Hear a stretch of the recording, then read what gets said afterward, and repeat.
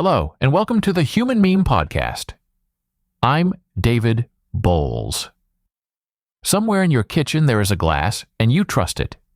You washed it, you shelved it, and if I dropped one bead of ink into it right now, you would never drink from it again. Not after a rinse, not after 10 rinses, one drop, and the glass is ruined in a place no sponge can reach. Hold that feeling.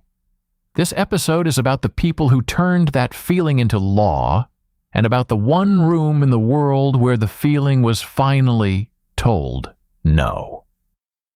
In 1986, in a laboratory at the University of Pennsylvania, a researcher named Paul Rozin dipped a dead cockroach into a glass of apple juice.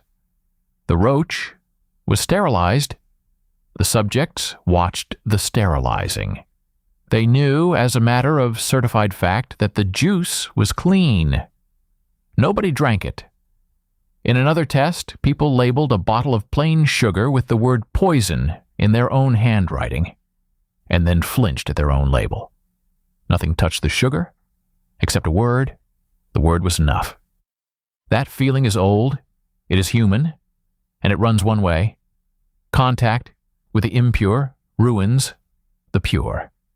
Contact with the pure redeems nothing. Psychologists call it negativity dominance. Your grandmother called it common sense. And on its own, in a kitchen, it is harmless. The trouble starts when somebody writes it down with a government pen and decides which drop counts and against whom. My new book is called The One-Way Drop: Zero Tolerance and the Rules We Write for Other People. It is 16 chapters of that pen at work, and today I want to walk you through a few of its rooms. Start in Virginia, 1662. The Colonial Assembly opens a statute by admitting its problem. Doubts have arisen about children born of English fathers and enslaved mothers. Its remedy takes one clause. The child follows the condition of the mother. Read the direction of that sentence and you have read its author. Every ambiguity in a human life, resolved toward the ledger's asset column forever, in a single line of law. Follow the drop forward. The federal census once carried boxes for mulatto, quadroon, and octoroon, enumerators grading blood by eye at the doorstep. By 1930, the gradations collapsed into one box, and the one-drop rule became the arithmetic of the state.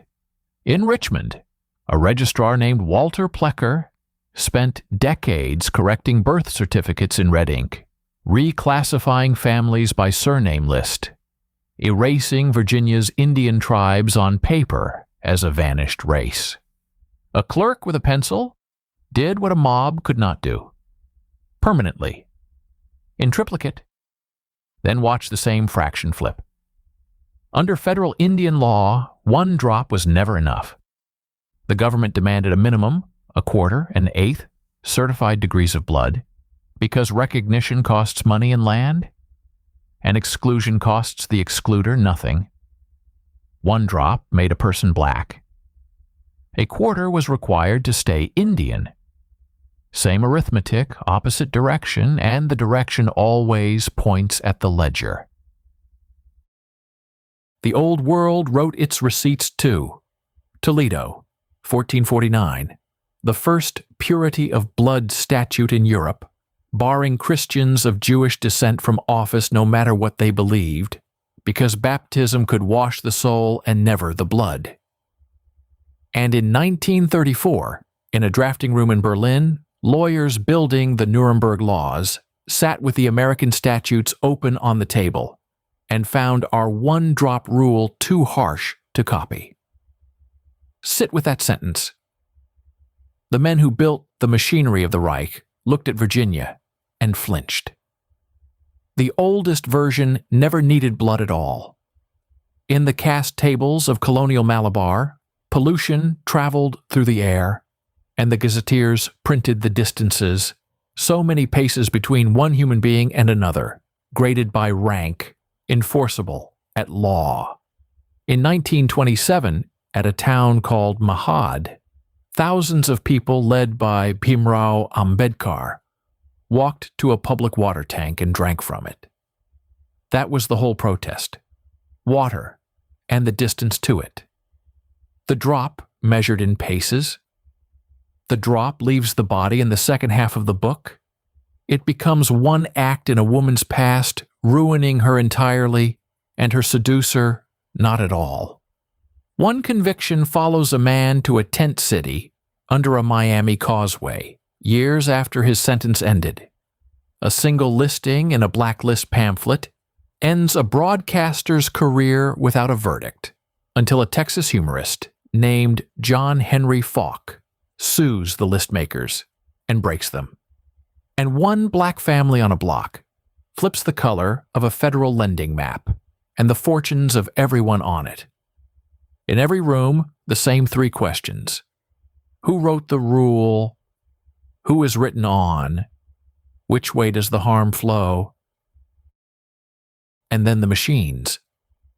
The book ends its gallery with the detectors, the doping labs, where the athlete owns whatever the assay finds, and the AI writing detectors that flag honest prose as fraud, flagging writers for whom English is a second language at rates that should embarrass everyone involved. I have skin in that room. My own writing has been flagged by those machines, and I wrote that chapter with the receipts on the table. The detector is the census pencil with a login. So where does the book land? In a kitchen. There is a rule in Jewish dietary law 2,000 years old, seated in the Talmud, called bitul b'shishim. Nullification in 60. A drop of the forbidden falls by accident into a pot holding 60 times its measure, and the drop is nullified. Dinner stands. The family eats, and a guarding clause stands beside it. You may never do it on purpose. A threshold, a procedure, and a locked door against abuse. Why is that rule so humane when every other room in the book runs to zero? Because the people who wrote it had to eat the dinner. That is the whole book in one sentence. Rules written for other people run to zero tolerance.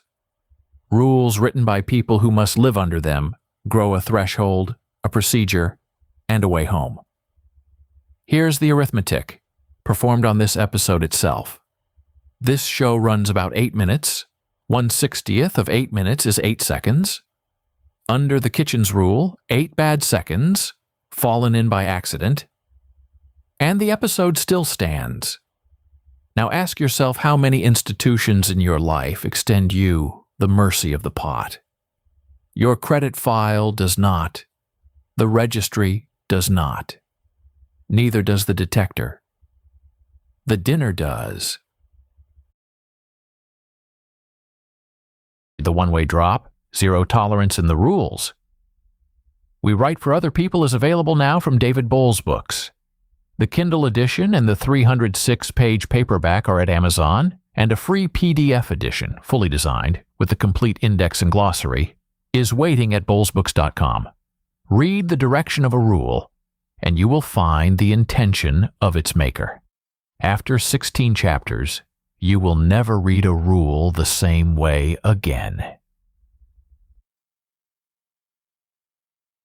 For the Human Meme Podcast, I'm David Bowles, wishing you a good evening and a better tomorrow.